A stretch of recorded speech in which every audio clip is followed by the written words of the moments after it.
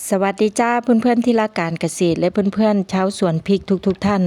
พบกับยายร้านเกษตรยุงไม้อีกแล้วเนาะจ้ามื้อนี้ยายร้านมาพูดถึงปัญหาของพริกหน้าฝนและปัญหาหน้าแล้งในการปลูกพริกก็คือหน้าแล้งก็คือหลังการเก็บเกี่ยวข้าวหน้าปีแล้วจ้ะส่วนหน้าฝนก็สิช่วงเดือนสิงหาหรือว่ากันยาเนาะจ้าเพื่อนๆผู้ที่ปลูกพริกเนาะจ้าเจอปัญหานี้หลายเนาะจ้าก็ถามกันเข้ามาว่าพริกปีนี้เนาะจ้าพริกหน้าแล้งนี่สิมี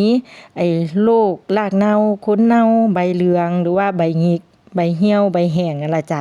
เฮ็ดยากจ้ะปีนี้เพราะว่าแล้งจัดฝนก็บ่ตกมาล้างใบพริกจักเทื่อเฮ็ดให้พริกของเฮานี่ใบเหลืองใบหงิกเนาะจ้ะเฮ็ดให้เป็นไวรัสหรือว่า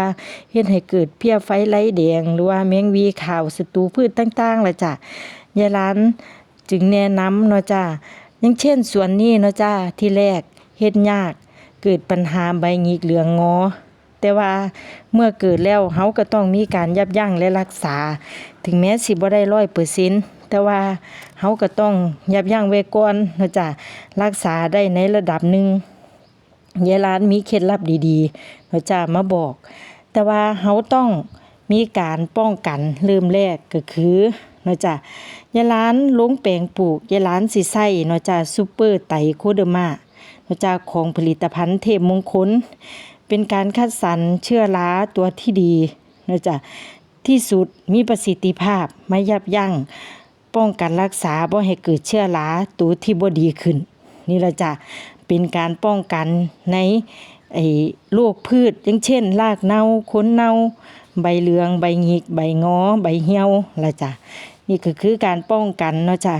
ที่สำคัญเฮาก็ต้องเฮ็ดให้ต้นพืชของเฮาต้นพริกนี่แข็งแรง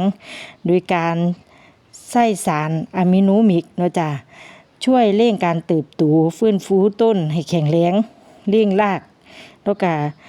แตกเร่งยอดให้แตกยอดนั่นแหละจ้ะ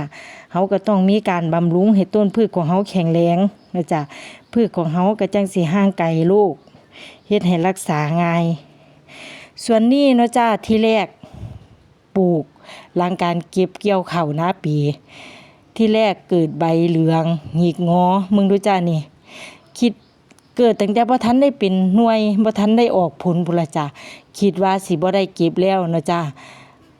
มีการปรึกษากันเนาะจ้าก็คือ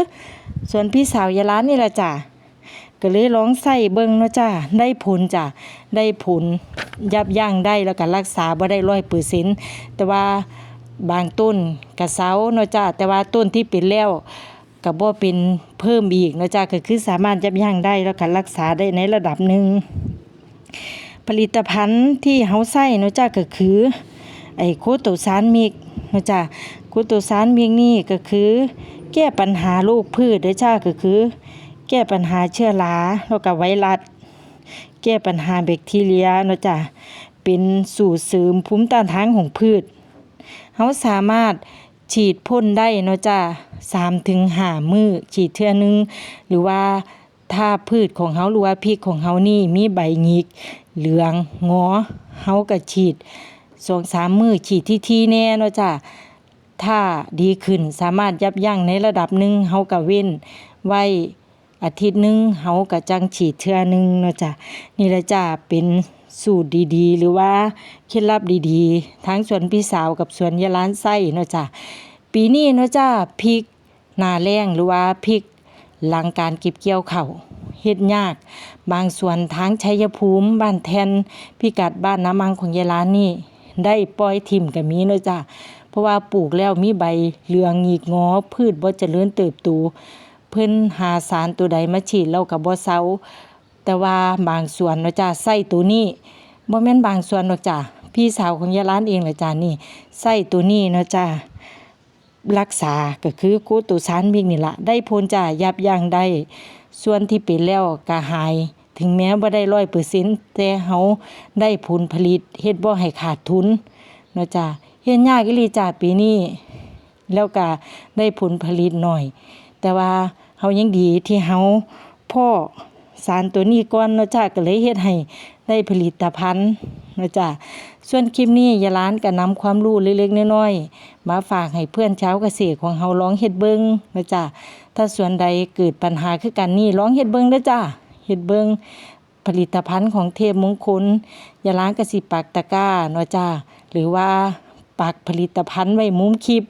เนาะจ้าให้เพื่อนๆชาวเกษตรกดเข้าไปเบิ่งเนาะจ้าหรือว่าลองใส่เบิ่งสำหรับคลิปนี้ยาล้างก็มีความรู้เท่านี้มาฝากคลิปหน้าเฮาพ้อกันใหม่เนาะจ้าคลิปนี้สวัสดีจ้า